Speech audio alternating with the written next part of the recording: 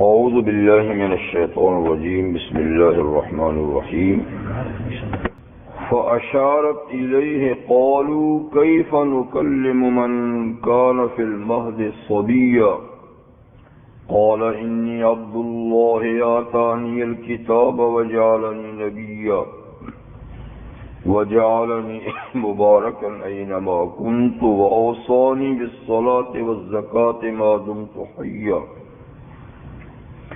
وبرا بوالدتي ولم يجعلني جبارا شقيا والسلام علي يوم ولدت ويوم أموت ويوم أبعث حيا صدق الله العظيم. سورہ مریم کی آیت نمبر 33 تک آیتیں آپ کے سامنے تلاوت کی گئی. سیدہ مریم صدیقہ رضی اللہ تعالی عنہا کا واقعہ بیان ہو رہا ہے کہ جب وہ بلوغ کو پہنچی اور بلوغ کی علامت ظاہر ہوئی تو وہ اپنے بیت المقدس کے کمرے سے نکل کر مشرقی جانب تشریف لے گئی تاکہ طہارت حاصل کرے.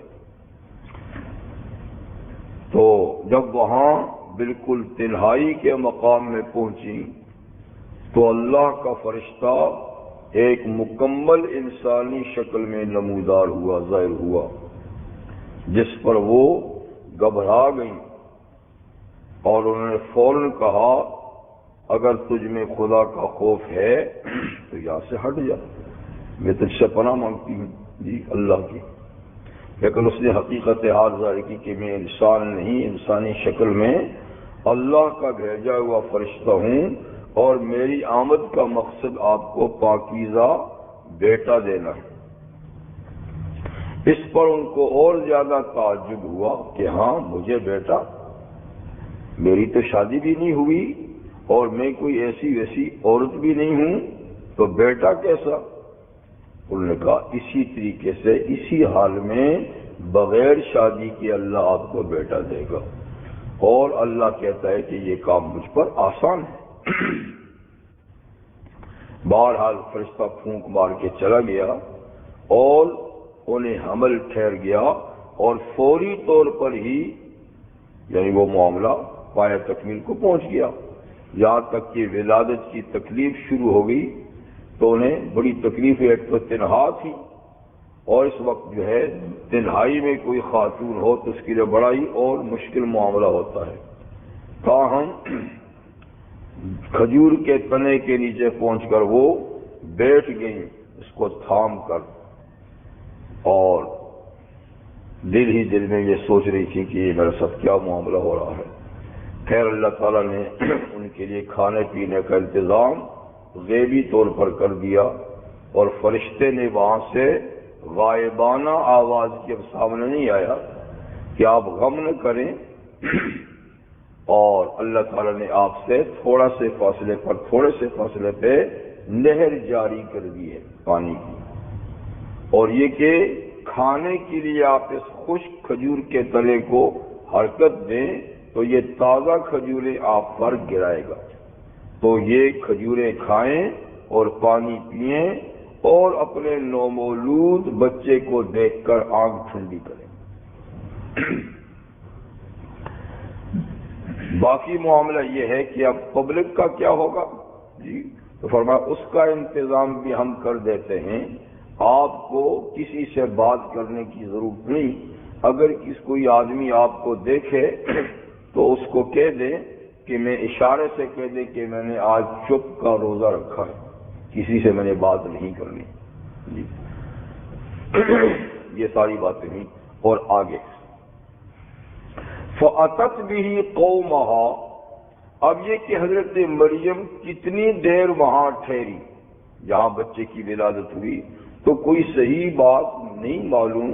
تاہم بعض تاریخی واقعات سے معلوم ہوتا ہے کہ 40 دن تک وہ وہیں تنہا رہی اسی دور جگہ میں، تنہائی کی جگہ میں کھانا پینے کا تو انتظام تھا،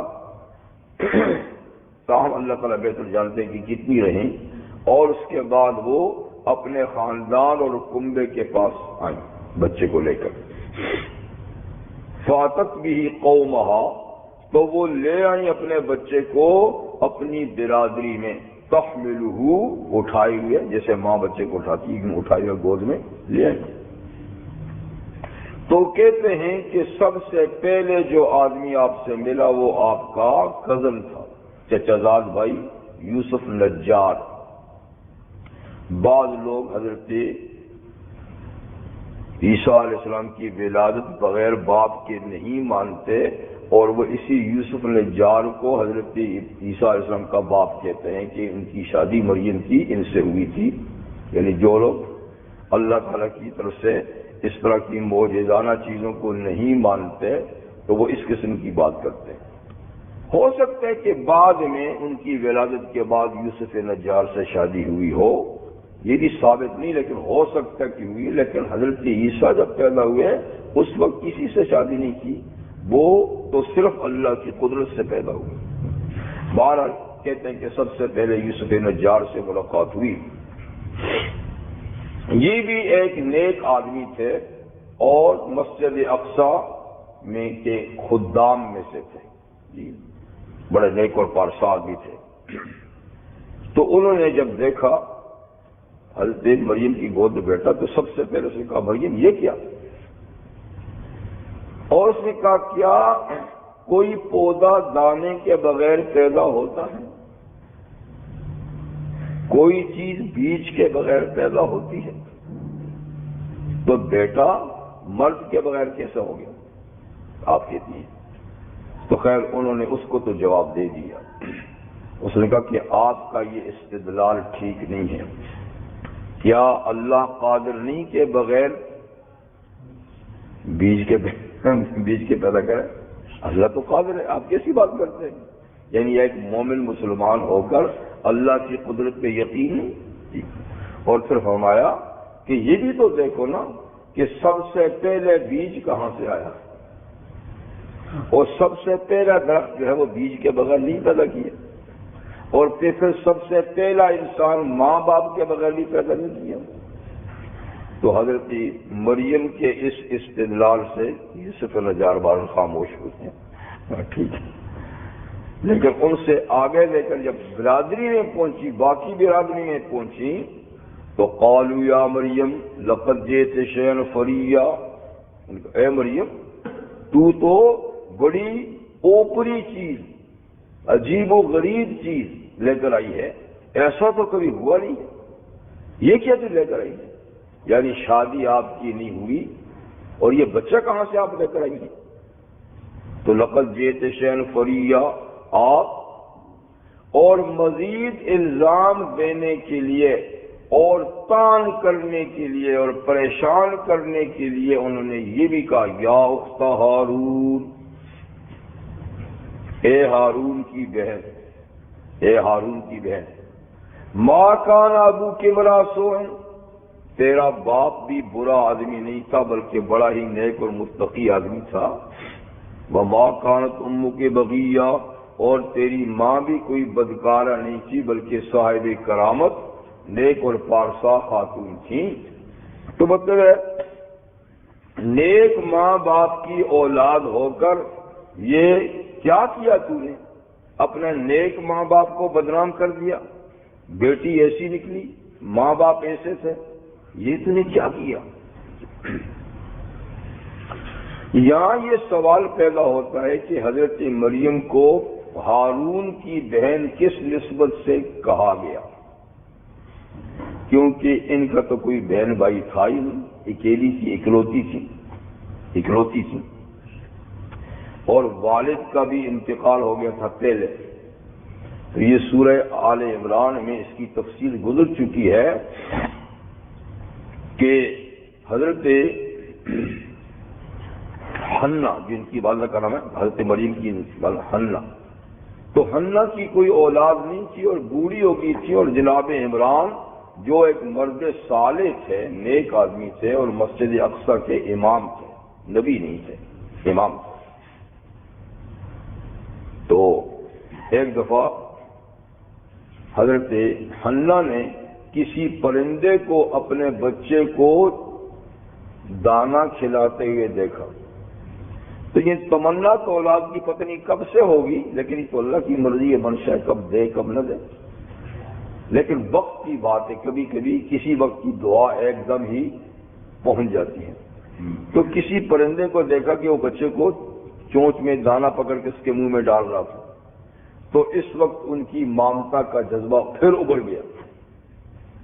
تو اس وقت پھر انہوں نے دعا کی کہ یا اللہ، اگر آپ کوئی بچہ مجھے عطا فرمائیں گے تو میں اس سے کوئی دنیا کا کام نہیں لوں گی، اور میں نظر مانتی ہوں لکا معافی بطنی، جو میرے پیٹ میں بچہ ہوگا وہ تیرے گھر کی خدمت کے لیے وقف ہوگا۔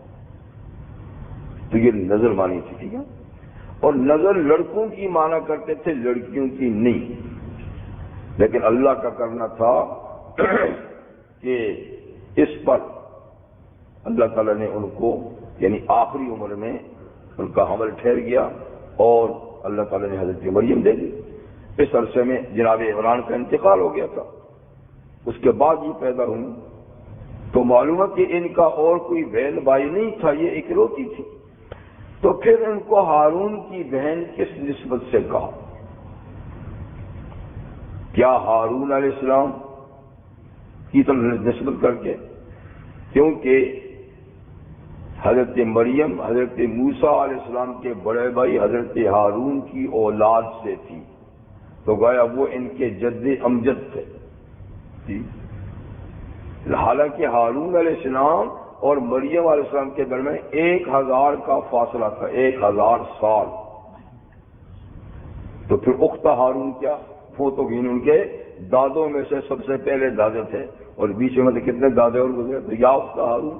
اچھا، اسی وجہ سے ایک دفعہ حضرت مغیرہ بن شعبہ رضی اللہ عنہ یمن تشریف لے گئے۔ تو مغیرہ بن شعبہ رضی اللہ عنہ ایک سیاسی مزاج کے صحابی تھے اور فوجی مزاج کے تھے، یعنی علمی باتوں میں جیسے باقی بعض صحابہ کا ذوق و شوق علمی تھا، پڑھنا پڑھانا سیکھنا سکھانا، تو یہ اس ٹائپ کے آدمی نہیں تھے، یہ جنگی قسم کے آدمی تھے، سیاسی قسم کے۔ تو خیر وہاں چلے گئے تو کہیں عیسائیوں نے ان سے کہا کہ لو جناب، آپ کی کتاب تو تاریخ بھی نہیں جانتی، یعنی آپ جس قرآن کی بات کرتے ہیں کہ اللہ کی طرف سے ہے، اس میں تو تاریخی باتیں الٹی پلٹی ہیں۔ کیا وہ کیسے؟ کہ دیکھو نا، آپ کی کتاب میں حضرت مریم کو ہارون کی بہن کہا ہے، تو ہارون علیہ السلام تو 1000 سال پہلے گزرے ہیں۔ تو اس کا جواب ان کے پاس نہیں تھا۔ میں نے کہا نا کہ وہ فوجی آدمی، انہوں نے کہا کہ میں حضور سے پوچھ کے بتاؤں گا۔ جب رحمت عالم صلی اللہ علیہ وسلم کی خدمت میں آئے تو ان کا سوال آپ کے سامنے ذکر کیا۔ آپ نے فرمایا کہ بھائی بات یہ ہے، انہم یسمون باسماء انبیائہم وصالحین، کہ ان لوگوں کا طریقہ ہوتا تھا کہ یہ اپنے بچوں کے نام انبیاء کرام کے ناموں پہ رکھتے تھے، اور اللہ کے اور جو صالح بندے پہلے گزرے ہوتے تھے نا، تو پچھلے لوگ یادگار کے طور پہ ان کے ناموں سے اپنے بچوں کے نام رکھتے تھے، اور یہ ہارون کوئی ہارون علیہ السلام نہیں، ان کی برادری کا کوئی کزن وغیرہ اس قسم کا آدمی ہوگا جس کا نام ہارون ہے۔ جیسے ہمارے ہاں اب پہلے بزرگوں کے نام رکھتے ہیں، انبیاء کے نام رکھتے ہیں، صالحین کے نام رکھتے ہیں، تو اس کا مطلب نہیں ہے کہ وہ اسی وقت کا موجود ہو، تو ان کی برادری کا کوئی آدمی ہوگا، ٹھیک ہے، کوئی دور کا رشتہ دار ہوگا ہارون، اس کی تو نسبت ہوگی، متقی پرہیزگار آدمی ہوگا۔ ایک بات۔ دوسری بات یہ ہے کہ بعض محققین علماء اور بائبل کے مفسرین نے یہ بات بھی لکھی ہے کہ حضرت موسیٰ حضرت ہارون دونوں بھائی اللہ کے نبی اور رسول تھے، ٹھیک، اور آپ کو پتہ ہے کہ پہلے نبوت حضرت موسیٰ علیہ السلام کو ملی جو عمر میں چھوٹے تھے، ہارون علیہ السلام عمر میں بڑے تھے، اور ان کی دعا سے اللہ نے پھر ان کو نبوت دی۔ تو حضرت موسیٰ علیہ السلام کو عمر میں چھوٹے تھے لیکن مرتبہ میں بڑے تھے، کیونکہ وہ رسول اور صاحب کتاب تھے۔ تورات پر لازمی نا، لیکن حضرت ہارون علیہ السلام پر۔ تو ہارون علیہ السلام اگرچہ عمر میں بڑے تھے لیکن مرتبے میں ان کی حیثیت حضرت موسیٰ علیہ السلام کے وزیر کی۔ کہا تھا کہ وزیر من اہلی سے، اگر صورت میں آئے گا، اے اللہ مجھے میرے خاندان سے مجھے ایک وزیر دیجیے۔ تو یہ وزیر اس لیے کہتے ہیں کہ خلافت کا نظام اور حکمرانی کا نظام حضرت موسیٰ علیہ السلام کے ہاتھ میں تھا۔ ان کی پوزیشن ایک خلیفہ، ایک حاکم کی تھی، اور حضرت ہارون علیہ السلام کی پوزیشن پوری قوم میں ایک مذہبی رہنما کی تھی کہ عبادات، دینی رسومات کی ادائیگی کا کام حضرت ہارون کرتے تھے اور حکمرانی کا کام حضرت موسیٰ علیہ السلام کرتے تھے۔ پھر یہی سلسلہ آگے حکمرانی کا موسیٰ علیہ السلام کی اولاد میں چلا، اور وہ عبادت کا اور مذہبی رسومات کا سلسلہ ہارون علیہ السلام کے سلسلے میں چلا۔ تو چلتے چلتے چلتے چلتے جناب عمران جو ہارون علیہ السلام کی اولاد میں تھے، تو مذہبی کام بیت المقدس میں ان کے ذمہ تھا۔ حالانکہ نبی حضرت زکریا تھے، نبی حضرت زکریا تھے، لیکن مذہبی کام پھر بھی غیر نبی ہوتے ہوئے بھی کون کرتے تھے؟ حضرت عمران، مسجد میں نماز پڑھانا، دیگر رسومات اللہ۔ تو یہ سلسلہ چلا آ رہا تھا۔ اس لیے ہارون علیہ السلام کی طرف یعنی ان کی نسبت اس لحاظ سے ہے کہ یہ اس نبی کی اولاد سے ہیں کہ ان کے والد حضرت مریم کے والد کی جو ڈیوٹی ہے، جو منصب ہے، حضرت ہارون علیہ السلام سے وہی منصب چلا آ رہا ہے۔ تو یہ منصب کی نسبت ہے، یہ نہیں کہ وہ کوئی واقعی۔ دوسری بات یہ ہے کہ کبھی جب خود قرآن مجید میں ہے کہ کسی کو اپنے آباء و اجداد میں سے جو سب سے اوپر کا دادا ہوتا ہے نا، اس کا بھائی کہہ دیا کرتے ہیں۔ اس کے بھائی کہنے کا مطلب یہ نہیں کہ وہ بھائی ہوتا ہے، یعنی اس کی نسل سے ہوتا ہے۔ تو جس کی نسل سے کوئی چلتا ہے تو کبھی کبھی اس کو جس کی نسل سے نا اس کا بھائی مجازن کہتے ہیں۔ جیسے قرآن مجید میں ہے وَإِلَىٰ عَادٍ أَخَاهُمْ هُودًا، کہ قوم عاد کی طرف ان کے بھائی ہود علیہ السلام کو بھیجا۔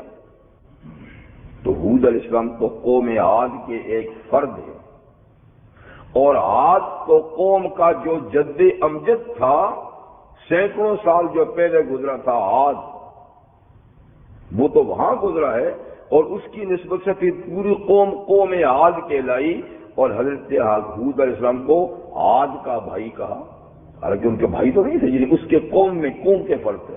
تو قوم کے فرد کو بھی کبھی کبھی جس کی نسبت سے قوم بنتی ہے نا، اس کا بھائی کہہ دیتے۔ اسی طرح الی ثمود اخاہم صالحا، حالانکہ سمود بھی بہت سینکڑوں سال پہلے گزرا ہے، اور اس کی پھر آگے جو نسل چلی ہے، اس نسل میں حضرت صالح علیہ السلام پیدا ہوئے، تو اللہ تعالیٰ نے سمود ہی کا بھائی ان کو کہا۔ تو یہ کوئی واقعی بھائی نہیں، یعنی ان کی نسل سے ہیں۔ تو یوں یا اخت ہارون کا معنی بھی ایسا ہے جیسا الی عاد اخاہم ہودا الی ثمود اخاہم صالح، کہ آپ ہارون کی بہن ہیں، یعنی ہارون کی جو نسل میں ہیں، ہارون آپ کے جد امجد ہیں، ہارون کے خاندان کی آپ ایک فرد ہیں۔ تو یعنی ایک جلیل القدر پیغمبر کے خاندان سے ہو کر آپ نے یہ کیا کیا، ٹھیک ہے نا۔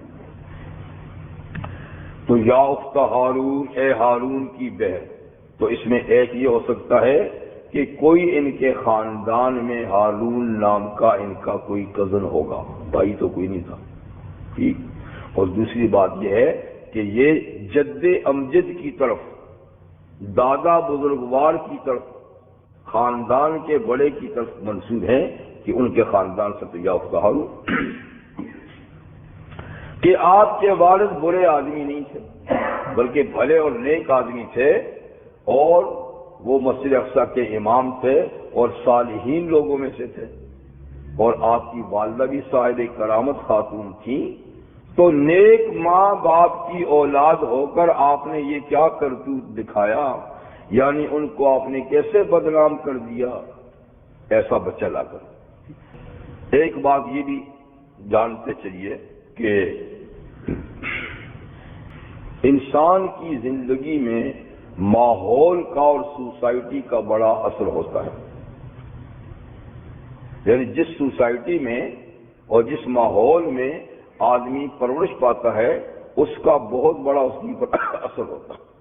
تو یہاں یہ بتا رہے ہیں کہ آپ تو ایک اچھی سوسائٹی میں رہی ہیں، ماں باپ بھی نیک، خاندان بھی ایک نبی سے چلا رہا ہے، اور پھر بچپن سے مسجد اقصی کے کمرے میں عبادت اور ریاضت کرتی رہی ہیں، تو آپ کو تو ماشاءاللہ ایسا ماحول ملا ہے کہ جس میں دور تک گناہ کے نام و نشان نہیں۔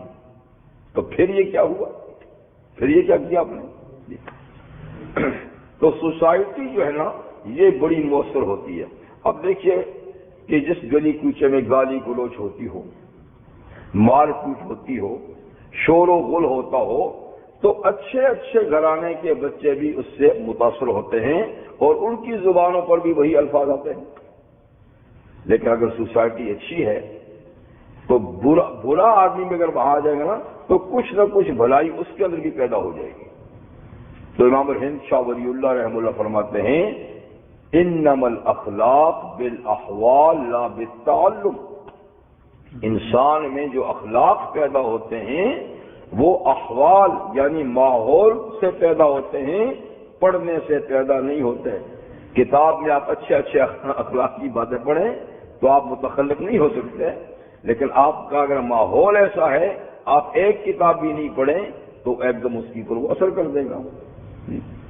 اسی لیے اسلام اس بات پر زور دیتا ہے کہ انسان اپنے ماحول کو پاک صاف رکھے اور اچھے ماحول میں رہنا چاہیے، اور خراب ماحول کو اچھے ماحول میں بدلنا چاہیے تاکہ آدمی پر خود بھی اور ان کی اولاد پر بھی اس کے اچھے ثمرات مرتب ہوں۔ اس کی نہیں اشد ضرورت ہے۔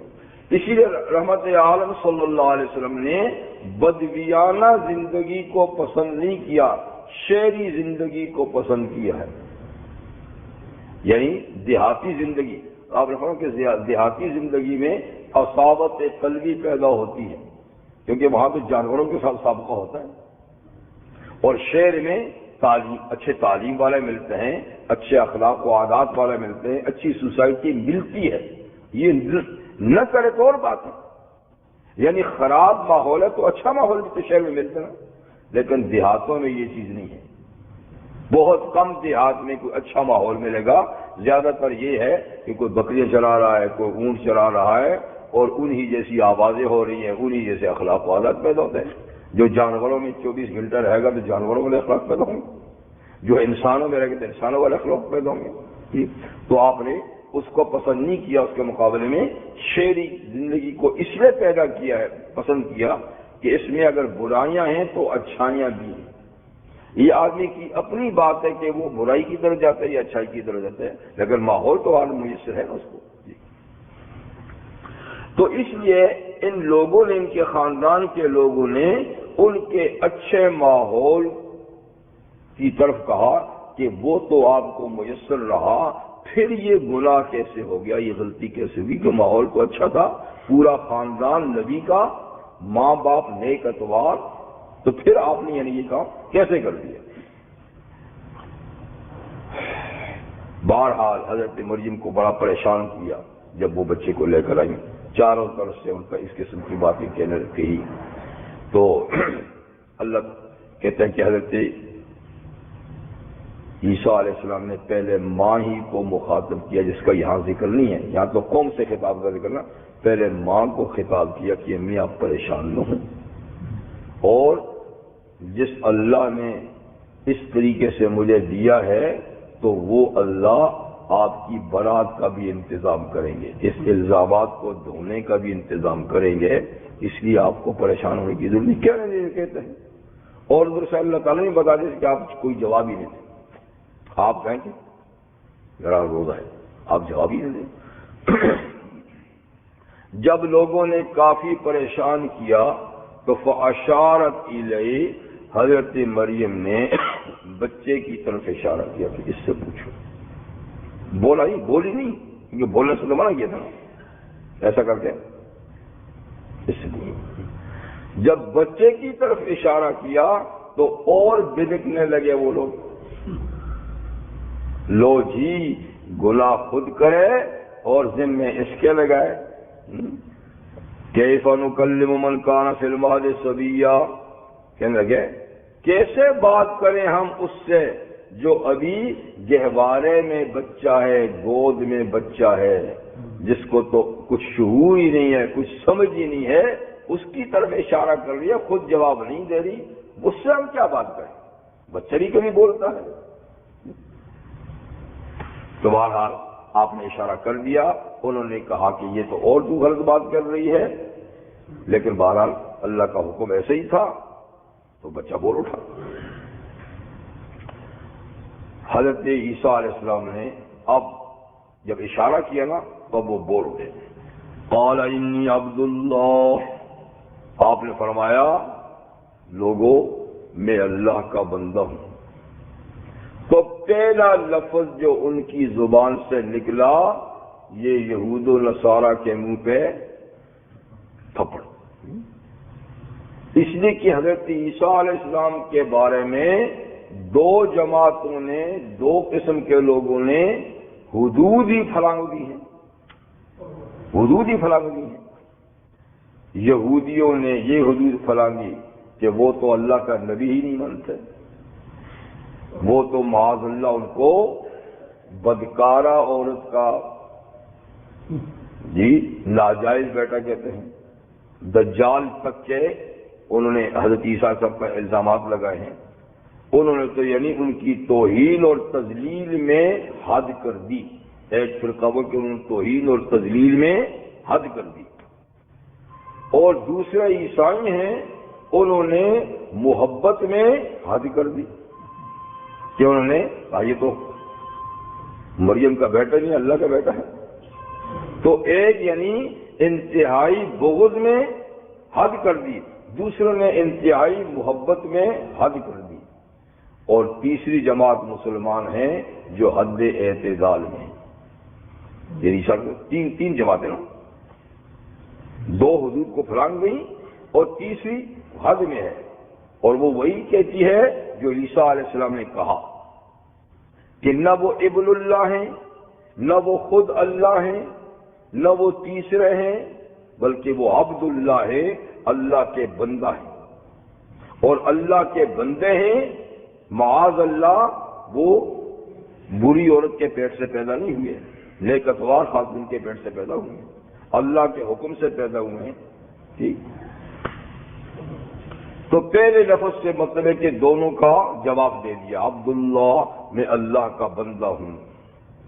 یوں تو زانیہ کے پیٹ سے پیدا ہونے والا بھی اللہ کا بندہ ہی ہوتا ہے نا، کیونکہ اللہ کے بندے کا لفظ تو سب پہ بولا جاتا ہے، ساری مخلوق اللہ کی، سارے انسان ہی اللہ کے بندے ہیں، لیکن بندہ ہونے میں پھر فرق ہوتا ہے۔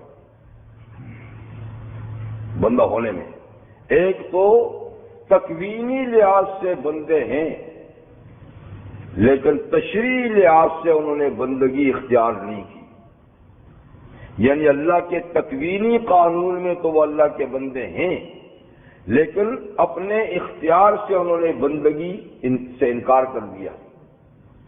اور ایک وہ ہیں جو تکوینی لحاظ سے بھی بندے ہیں اور تشریعی لحاظ سے بھی بندے ہیں، یعنی حقیقت میں بھی بندے ہیں اور اپنے اختیار سے بھی اللہ کی بندگی۔ تو قرآن مجید میں عبد کا لفظ دونوں کے لیے استعمال ہوا ہے۔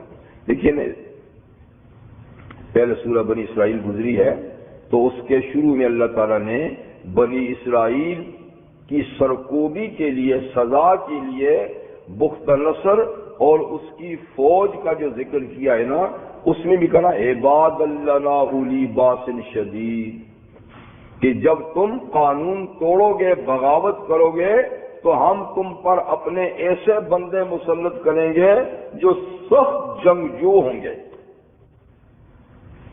تو اس یہاں بندوں سے مراد کو ہے بختر اثر اور اس کی فوج مراد ہے، حالانکہ وہ کافر تھے، پر ان کو بھی کہا ہمارے بندے، کیونکہ تکوینی لحاظ سے اللہ کے بندے ہیں۔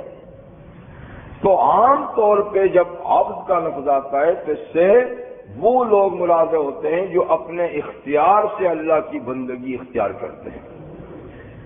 تو یا عبداللہ کا معنی یہی ہے کہ میں اپنے اختیار سے بھی اللہ کا بندہ ہوں اور تکوینی لحاظ سے بھی اللہ کا بندہ ہوں، ہر لحاظ سے اللہ کا بندہ ہوں۔ انی عبداللہ۔ بچوں کا گہوارے میں بولنا یہ تنہا ایک ہی واقعہ نہیں تاریخ میں کہ صرف حضرت عیسیٰ علیہ السلام بچپن میں بولے ہوں، بلکہ تاریخ سے ہمیں کچھ اور بچوں کے نام بھی ملتے ہیں جنہوں نے گہوارے میں اور گود میں بات کی، جیسے رحمت عالم صلی اللہ علیہ وسلم نے ارشاد فرمایا کہ بنی اسرائیل میں ایک بزرگ تھے جریج، حضرت جریج۔ تو جیسے ان لوگوں میں یہ ایک طریقہ تھا کہ وہ دنیا سے الگ تھلگ ہو کر بھی اللہ کی عبادت کرتے تھے، اگرچہ یہ رہبانیت کی عبادت اللہ کی طرف سے تو یہود و نصارہ پہ مقرر نہیں کی تھی، لیکن انہوں نے از خود اس قسم کی عبادت مقرر کر رکھی تھی۔ تو یہ بھی ایسے ہی، یعنی الگ تھلگ ایک انہوں نے عبادت خانہ بنایا تھا اور عبادت سے سروکار تھا اور کسی سے نہیں، جریج۔ تو بہرحال بنی اسرائیل میں ان کا بڑا چرچا تھا، بڑی نیکی کا۔ ایک بدکارہ عورت نے، اچھا لوگوں کو بھی بدنام کرنے والی تو دنیا میں ہے نا، اور شیطان ان کو کرتا ہے کہ یہ بہت اچھا بنتا ہے چلو اس کو بدنام کرو۔ تو جیسے اس کے معتقد لوگ تھے تو مخالف بھی تھے، ان کی کوشش تھی کہ ان کو کسی طریقے سے بدنام کیا جائے، تو کسی خاتون کو اس کام پہ لگا کہ اس کو بدنام کر، میں کر دوں گی، کچھ لین دین بھی کیا ہوگا ان کے ساتھ جو بھی ہوگا۔ تو وہ حضرت جریج کے پاس آئی، تنہائی میں، وہ تنہائی میں تھے نا، تو بار اس کو خود کو پیش کیا اپنے آپ کو ان کے لیے۔ وہ اللہ کے بندے تھے، وہ نظر اٹھا بھی نہیں دیکھی، اس نے بڑی کوشش کی کہ میری طرف متوجہ ہوں، لیکن سوال ہی پیدا ہوتا۔ جریج اس کی طرف دیکھا بھی نہیں، اس سے کوئی بات کی، اس نے کہا اچھا اس طرح نہیں، چل دوسرے طریقے سے۔ وہ جنگل میں گئی تو کسی چرواہے کو اپنے ساتھ ملایا اور چرواہے سے ایک بچہ اس نے جنا، اس بچے کو لا کر ان کی عبادت خانے کے دروازے پہ ڈال دیا اور سب لوگوں کو کہا یہ جریج سے میں نے جنا ہے، یہ میں نے جریج سے جنا۔ لوگ تو آپ کو پتہ نہیں جذباتی ہوتے ہیں، تو وہ تو نہ آؤ دیکھتے ہیں نہ تاؤ دیکھتے ہیں، سب نے ایک دم حملہ کیا، گھسیٹ کر بیچارے کو باز لایا، مارا پیٹا خوب، اور اس کا عبادت خانہ بھی گرا دیا اور بڑی گالی گلوچ سب کچھ۔ جب مار پیٹ کے تھک گئے، چھوڑ دیا، تو انہوں نے کہا کہ بھائی کچھ کم از کم آدمی پوچھتا ہے، کوئی حوصلے سے بات کرتا ہے، تم تو آئے اور شروع ہو گئی، کیا بات کیا ہے؟ کہ بات کیا ہے؟ یہ وہ یہ بچا نہیں رہے گا، اچھا صبر کرو۔ تو انہوں نے 2 رکعت نماز پڑھی، اللہ سے دعا کی اور بچے سے کہا بیٹا آپ کس کے بیٹے ہو؟ کس کے بیٹے ہو؟ وہ بچہ بول اٹھا کہ میں فلاں چرواہے کا بیٹا ہوں۔ گہوار چھوٹا بچہ، میں فلاں چرواہے کا بیٹا ہوں۔ اب سب لوگ پریشان ہوئے، اب ایک اور کراوت سامنے آ گئی کہ بچہ اس کے کہنے سے بول گیا۔ اب تو جب لوگوں کی عجیب بات ہے، دشمنی بھی عجیب ہوتی ہے، عقیدت بھی ہے، عقیدت میں بھی اندر ہے، دشمنی بھی اندر ہے۔ پہلے دشمنی میں اندر سے، اب عقیدت میں، اور جی یہ جی ہم آپ کی یہ مسجد ہے نا سونے کی اینٹوں سے بناتے ہیں۔ انہوں نے کہا سونے کو چھوڑو، وہی گارے ہی کی بنا کر دے دو، مجھے سونے سے لگاؤ نہیں ہے، مٹی کا حجرہ بنا دو۔ تو معلوم لوگوں نے حجرہ بنا کے دیا، بڑے ترقی مند ہوئے ہیں۔ تو یہ ایک بچہ حدیث میں ہے کہ دیکھو بولا۔ ایسے ہی حدیث میں ایک اور بچے کا ذکر آتا ہے، حضور نے فرمایا کہ ایک خاتون سیر راہ رستے کے کنارے اپنے چھوٹے سے دودھ پیتے بچے کو بیٹھی دودھ پلا رہی تھی۔ اتنے میں ایک بڑا شاندار چوڑا چکلا خوبصورت نوجوان صحت مند ایک بڑے عالی شان گھوڑے پہ بیٹھا ہوا ان کے پاس سے نکلا اور اس کو دیکھا تو بڑا عجیب اچھا لگا، اور فوراً کہا اے اللہ میرے اس بچے کو بھی ایسا بنا دے، میرے اس بچے کو بھی۔ تو بچے نے پستان جو ہے نا ماں کا چھوڑ کر کہا اے اللہ مجھے ایسے مت بنا، مجھے ایسا مت بنا۔ یہ کہہ کر پھر دودھ پینے لگ گیا۔ تھوڑی دیر گزری تو لوگ ایک باندی جانتے ہیں نا، ایک باندی کو مارتے پیٹتے گھسیٹتے لے جا رہے، کس نے ایسا کیا اور یہ ایسی اور اس نے ایسا کیا۔ وہ بیچاری چپ ہے، کہتی کہ نہیں کیا، لیکن ایسی کہ کوئی نا بات جذبات کیا تو کوئی الزام لگایا ہوگا تو مارتے پیٹ لے جانا۔ عورت نے اس کی کیفیت دیکھی تو کہا اے اللہ میرے بیٹے کو ایسا مت بنا۔ بچے نے پھر دودھ چھوڑ کر کہ یا اللہ مجھے ایسا ہی بنا۔ بعد میں پتہ چلا کہ وہ جو لڑکا تھا نا نوجوان، انتہائی سرکش، بدماش، غنڈا، ہر قسم کی خرابی تھی اس میں، لیکن ماں کو کیا پتا تھا، اس نے سمجھے کہ کھاتا پیتا آدمی ہے، مالدار آدمی ہے، اس کی یعنی اس کے مکر و فریب، اس کی اخلاق سے تو پتا نہیں تھا، لیکن اللہ نے بچے کے ذہن میں بات ڈالی اور اس سے بلوایا کہ تو جس کو ظاہر میں دیکھ کر کچھ سمجھتی ہے حقیقت میں یہ کچھ اور ہے۔ اور وہ جو باندھی تھی بیچاری بے قصور تھی، خواہ جریج کی طرح کسی نے الزام لگا دیا، جب لگا دیا تو باندھی کی سب مار پیٹ کے لے جا رہے تھے۔ تو لڑکے نے کہا مجھے ایسا ہی بنا، یعنی یہ بے قصور ہے، مجھ سے بھی اللہ کوئی ایسا قصور نہ کرا جی جیسے اس نے قصور نہیں کیا، اور ویسے لوگ دشمنی کرے لیکن مجھ سے ایسا جرم نہ کرا جیسے اس سے کوئی جرم آپ نے نہیں کرا۔ تو یہ بچہ بولا، یہ حدیث میں ہے۔ اور قرآن حکیم میں ایک واقعہ ہے سورہ بروج میں اصحاب الاخدود کا، رحمت عالم صلی اللہ علیہ وسلم سے کی دنیا میں تشریف آوری سے کوئی 70 سال پہلے کا واقعہ ہے۔ یمن میں ایک مشرک بادشاہ تھا ذو نواس، یوسف ذو نواس، یہ مشرک تھا، اور اس زمانے میں عیسائیت ہی صحیح مذہب تھا، آخری مذہب عیسیٰ اسلام سے پہلے، تو صحیح عیسائی لوگ بھی باہر رہتے تھے، پر یہ مشرک تھا۔ تو اس نے وہ واقعہ لمبا میں سب کو تو نہیں چھیڑتا، ایک مختصر سی بات، جو عیسائی لوگ تھے سچے، اور وہ ایک نوجوان کی کرامت دیکھ کر عیسائی ہوئے تھے، کرامت دیکھ کر عیسائی ہوئے تھے، تو اس کو غصہ آیا کہ یہ کیوں مشرک تھے، عیسائی کیوں بنے؟ تو اس نے سخت سزا دینے کا فیصلہ کیا، اور سخت سزا یہ تھی کہ اس نے گلی کوچوں میں خندقیں کھودی، کھڈے کھودے جی، اور ان میں لکڑیاں ڈال ڈال کے اس کو بھر کے اس میں آگ لگائی، اور وہ بھڑکنے لگی آگ۔ تو اس نے کہا جن لوگوں نے عیسائیت قبول کی ہے یا عیسائیت سے باز آئیں یا اس آگ میں جھونک دیے جائیں گے۔ تو وہ کوئی پرانے قسم کے عیسائی نہیں تھے، نئے ہوئے تھے، لیکن اللہ نے ان کا ایمان ایسا مضبوط کر دیا کہ انہوں نے کہا آگ میں جا سکتے ہیں پر عیسائیت نہیں چھوڑ سکتے۔ تو سب لوگوں کو جھونک دیا آگ میں۔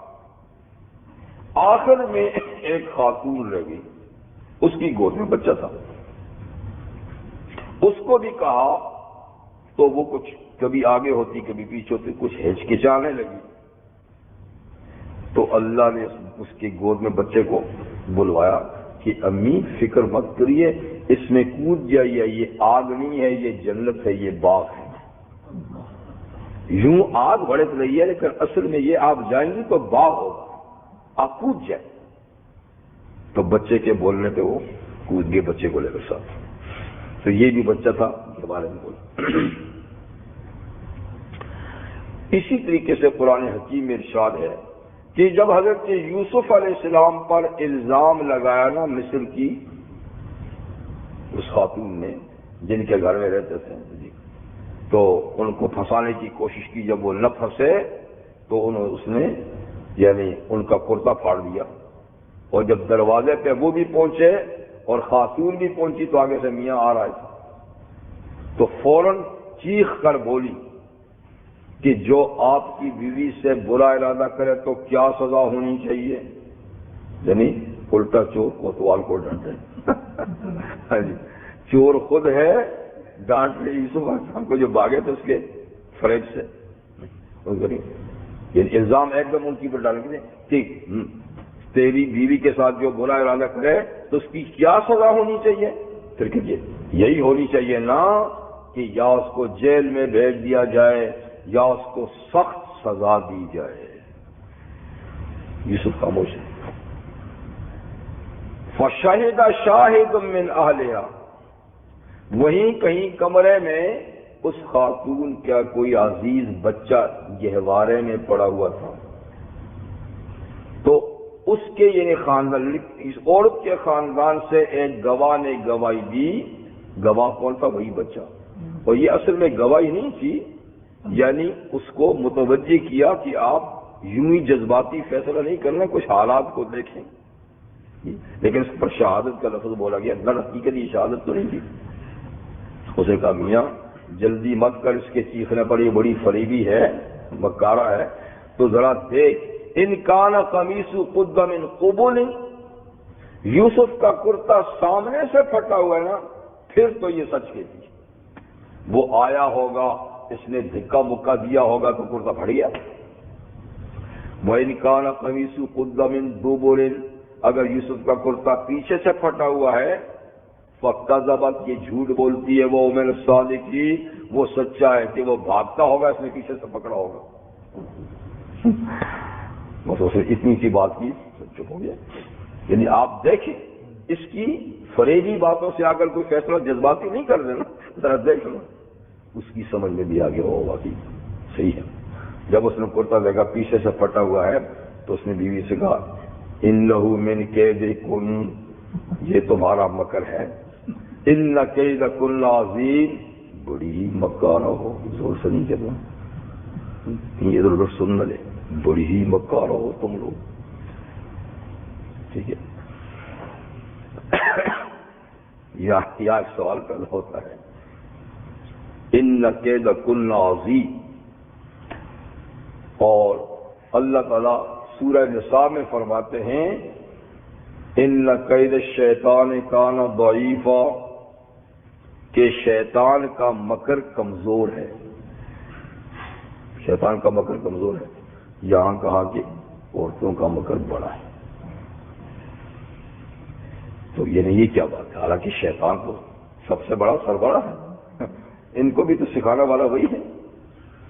تو کہتے ہیں کہ اللہ کی تدبیر کے مقابلے میں شیطان کا مکر کمزور ہے. وہاں اللہ کے مقابلے میں شیطان کا مکر کمزور ہے اور ادھر تمہارے لحاظ سے ان کا مکر بڑا ہے. تمہیں پھنسا دے گی آج ایسا روئے گی ایسا طریقہ اختیار کریں گی اچھا بھلا آدمی جو ہے خاموش ہو جائے گا. کیا کرے اس نے سیدھا کیا. وہ سمجھدار آدمی تھا. اس نے کہا ان کیدکن عظیم جب کرتا دیکھا نا تب بڑی مکار ہو بڑا مکر ہے. اور یوسف علیہ السلام کو تسلی یوسف اعرض عن ھذا یوسف اس بات کو آئی گئی کر دو بے عزتی ہو جائے گی میری. یعنی اس نے تو بڑا مکر بڑی چال چلی ہے تیرے ساتھ لیکن آپ اس بات سے اعراض کریں کسی سے نہیں کہیں اور اس کو آئی گئی کر دیں. اس کو کاٹ وَاسْتَغْفِرِي لِذَنبِكِ سوری کر یوسف کو سوری کر. تو خیر میں کیا یہ رہا تھا کہ یہ بچہ بھی بولا. تو اللہ قادر ہے بھائی بچہ تو پھر بھی آگے چل کر بولتا ہے، اور جو کبھی نہیں بولتے جب اللہ چاہتا ہے تو ان کو بھی بلوا لیتا ہے۔ حضور صلی اللہ علیہ وسلم فرماتے ہیں کہ میں مکہ مکرمہ میں اس پتھر کو جانتا ہوں جو مجھے نبوت سے پہلے سلام کیا کرتا تھا۔ ابھی میں نبی نہیں ہوا تھا، ابھی میرے سر پہ تاج نبوت نہیں سجا تھا، پر میں جاتا تھا تو وہ پتھر مجھے سلام کیا کرتا تھا، السلام علیکم یا رسول اللہ۔ میں حیران تھی، یا رسول اللہ، حالانکہ اس وقت رسول نہیں تھا نا۔ تو اللہ چاہے تو پتھر سے بلا لے، چاہے تو لکڑ سے بلا لے۔ جی لکڑ بھی روئی تھی نا مدینہ منورہ میں، ہاں جی، استن حنانہ، جی وہ جو جس کے ساتھ ٹیک لگا خطبہ پڑھتے ہیں نا اس مسجد نبوی میں، کھجور کا خشک تنا، جب ممبر بن گیا تو حضور نے ممبر پہ بیٹھ گئے، وہ ساتھ تھا، اس نے اپنی محرومی پہ ایسا رویا جیسے چھوٹا بچہ روتا ہے گود میں۔ سب صحابہ نے مسجد اس کی آواز سنی جیسے بچہ رو رہا ہوتا ہے، تو حضور فوراً ممبر سے ہوتا ہے اور اس کے اوپر شفقت کا ہاتھ پھیرا اس طریقے سے، جب ہاتھ پھیرانا تو وہ چپ ہو گیا، اور پھر حضور صلی اللہ علیہ وسلم نے اس کو وہیں پر دفن کرا دیا۔ تو اس جگہ میں وہ جو پلر ہے نا اس پہ استوانہ حنانہ لکھا ہوا ہے، استوانہ حنانہ۔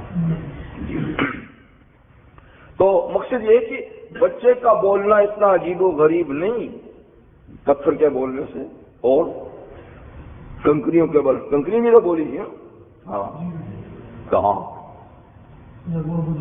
ہاں دیکھا کچھ نہ کچھ بات تو یاد بھی رکھا کرے نا، تو ٹھیک آپ نے یاد کیا کہ ابو جہل نے کنکریاں ہاتھ میں یوں حضور کو بتائے بغیر یوں، جیسے بچوں کی عادت تھی، یہ ہے جی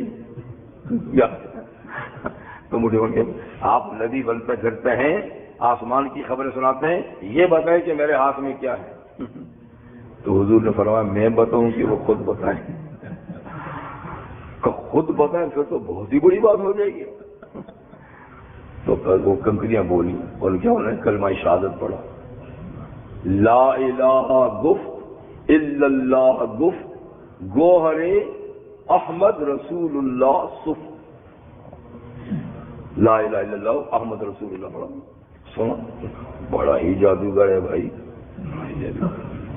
اب کیا کر سکتے ہیں، نہ ماننے والوں کو تو یہ حال ہوتا ہے۔ خیر،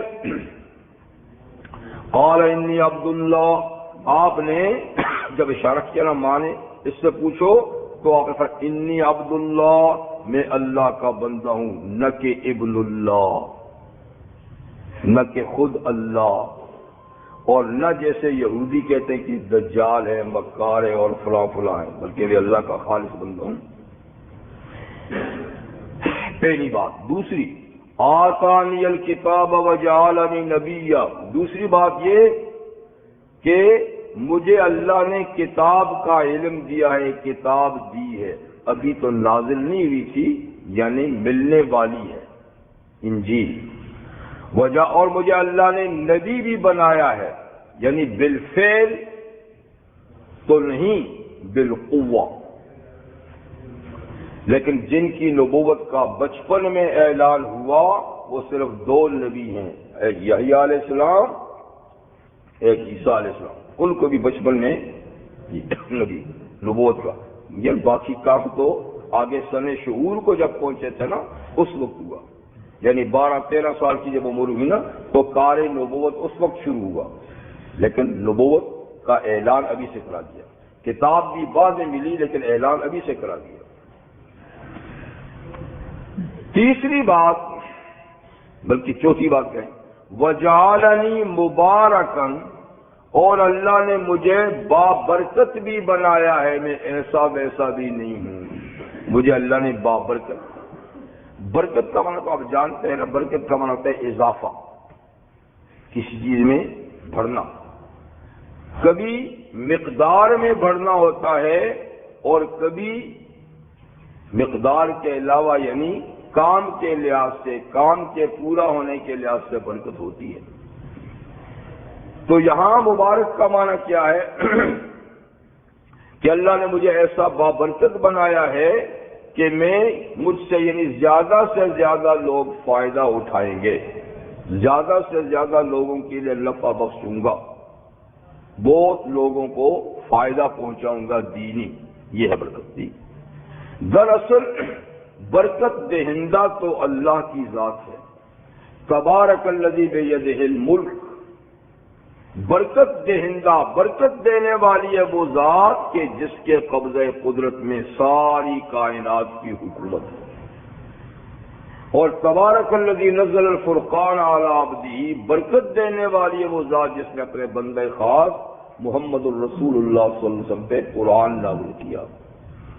یا فتبارک اللہ احسن الخالقین، برکت والی ہے وہ ذات جو سب سے اچھا پیدا کرنے والے ہیں۔ تو اصل میں برکت کا سرچشمہ کون ہے؟ اللہ کی ذات۔ پھر اللہ جس چیز میں برکت ڈال دے تو وہ بھی بابرکت ہو جاتی ہے۔ تو بابرکت جگہ بھی ہیں اور بابرکت انسان بھی ہیں۔ انسان میں حضرت عیسیٰ علیہ السلام سے اعلان کرا کہ میں مبارک ہوں، اور اگلی صورت میں آئے گا کہ حضرت موسیٰ علیہ السلام سے اللہ تعالیٰ فرمائیں گے کہ آپ ایک مبارک وادی طوا میں تشریف لائے ہیں، تو جس وادی میں کوہ طور کا پہاڑ واقع ہے اس وادی کو بھی مبارک کہا۔ تو جگہ بھی بابرکت ہوتی ہیں اللہ تعالیٰ کی برکت دینے سے، جیسے کہ دنیا کے سارے خطوں میں سب سے زیادہ بابرکت خطہ حرم کا ہے۔ حرم کا اتنی برکات ہے کہ حرم کے اندر یعنی نیکیاں کہیں سے کہیں اللہ تعالیٰ زیادہ عطا فرماتے ہیں۔ تو خیر حضرت عیسیٰ علیہ السلام کے مبارک کا مطلب یہ کہ وہ بہت زیادہ نفع بخش ثابت ہوں گے لوگوں کے لیے، بابرکت ثابت ہوں گے لوگوں کے لیے۔ اینما کنتم، یعنی جہاں کہیں بھی میں ہوں گا نا تو کیونکہ میں مبارک ہوں تو جہاں بھی ہوں گا برکت وہاں ساتھ ہی جائے گی، کیونکہ یہ جگہ کی برکت تو نہیں جہاں وہیں ہے، یہ تو چلتے پھرتے کی برکت ہے۔ تو جہاں بھی جاؤں گا برکت میرے ساتھ ہوگی، یعنی ہر جگہ میں جاؤں گا تو لوگوں کو نفع ہی پہنچاؤں گا، نقصان تو نہیں پہنچاؤں گا۔ وَأَوْصَانِي بِالصَّلَاةِ وَالزَّكَاةِ، اور یہ کہ اللہ نے مجھے تاکیدی حکم دیا ہے، وصیت کہتے نا تاکیدی حکم کو، خالی حکم نہیں، تاکیدی حکم دیا ہے نماز پڑھنے اور زکوٰۃ دینے کا، اور یہ کسی خاص وقت کے لیے نہیں، ما دمت حیا، جب تک میں زندہ ہوں یہ دونوں فرائض انجام دیتا رہوں گا۔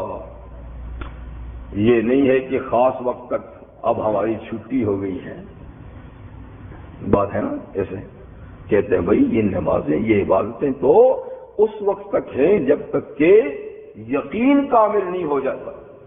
جب یقین کامل ہو گیا تو پھر تم بڑے یقین کامل والے ہو گئے۔ اللہ کے نبی تو زندگی بھر پڑے اور تمہارا یقین پہلے ہو جاتا ہے، یہ شیطانی یقین ہے جی۔ تو بعد یہ فرماتا ہے کہ جب تک میں زندہ ہوں تو یہ فرائض، کہ نبی سے بڑا بھی کسی کا یقین ہو جاتا ہے، جب نبی کو عبادت کی چھٹی ہوئی تو اور کون ہوتا ہے بھائی؟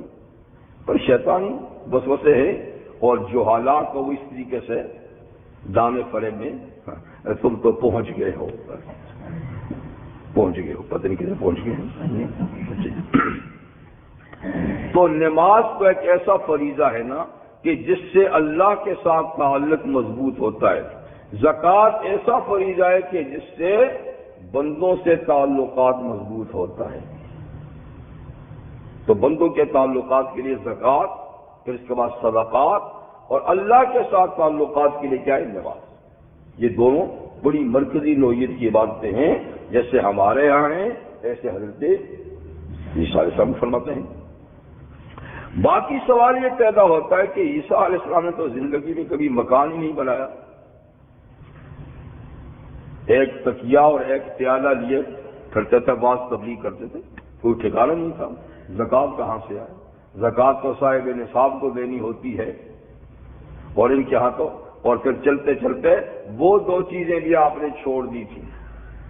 ایک جگہ دیکھا ایک آدمی سویا ہوا ہے اور ہاتھ کا تکیہ لگا کے سونا ہے، انہوں نے کہا یہ بھی فاضل نہیں، فضول اٹھائے پھرتا ہوں، یہ تو اس کے بغیر بھی سو سکتا ہوں۔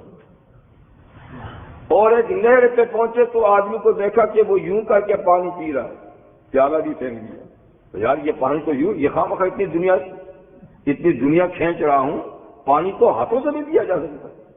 تو جس نبی کے زہد کا یہ حال ہو کہ پیالہ اور تکیہ تھا وہ بھی چھوڑ دیا، تو زکوٰۃ کہاں سے دیں گے؟ لیکن اس کا مطلب یہ نہیں ہے کہ خود زکوٰۃ دیں، مطلب ہے کہ یہ امت پر فریضہ ہے، اگر مجھ پہ عائد نہیں ہوتا تو امت کو اس کی تاکید کرتا رہوں گا۔ تو نماز کا امت کو بھی کہوں گا، خود بھی پڑھوں گا، لیکن زکوٰۃ کیونکہ خود لاگو نہیں ہے تو امت کو کہوں گا۔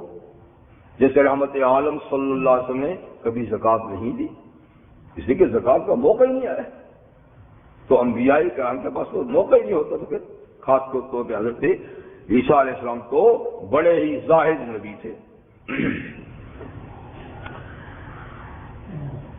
وَبَرًّا بِوَالِدَتِي، اور یہ کہ میں اپنی ماں کا بڑا ہی حسن سلوک کرنے والا ہوں، ماں کے ساتھ بڑا ہی حسن سلوک کرنے والا ہوں۔ پیچھے گزرتا حضرت زکریا حضرت یحییٰ علیہ السلام کہ برم بوالدیہ، کہ حضرت یحییٰ ماں باپ دونوں کے ساتھ بڑے حسن سلوک کرنے والے تھے، اور یہاں چونکہ باپ نہیں ہے نا تو صرف ماں ہی کا ذکر ہے کہ برم بوالدتی، اس کے بعد بھی کوئی کہتا ہے کہ نہیں ان کا باپ تھا، جیسے سر سید صاحب پرویز غلام احمد پرویز، سر سید نیچری قسم کے لوگ جو معجزات کے منکر ہیں، وہ ثابت کرتے ہیں کہ نہیں ان کا باپ تھا۔ بھئی باپ تھا تو حضرت یحییٰ کی طرح پھر ماں باپ دونوں کے ساتھ، یا تو وہ صرف کہتے کہ میں اپنی ماں کے ساتھ، کیا باپ کے ساتھ حسن سلوک نہیں کرتے تھے؟ وہ تھا نہیں، لیکن کون سمجھائے ان کو جو اللہ کی قدرت کو نہیں سمجھتے کہ اللہ ایسا بھی قادر ہے، اور جی یہ نہیں ہو سکتا، یہ نہیں ہو سکتا، تو عجیب غریب تعویلیں کرتے ہیں معجزات کی یہ لوگ، اس لیے کہ یہ معجزات کے منکر ہیں۔ تو میں اپنی ماں کے ساتھ حسن سلوک، اس لیے کہ حقوق العباد میں سب سے پہلا حق ماں باپ کا ہوتا ہے، پھر درجہ بدرجہ آگے اور لوگوں کا ہوتا ہے۔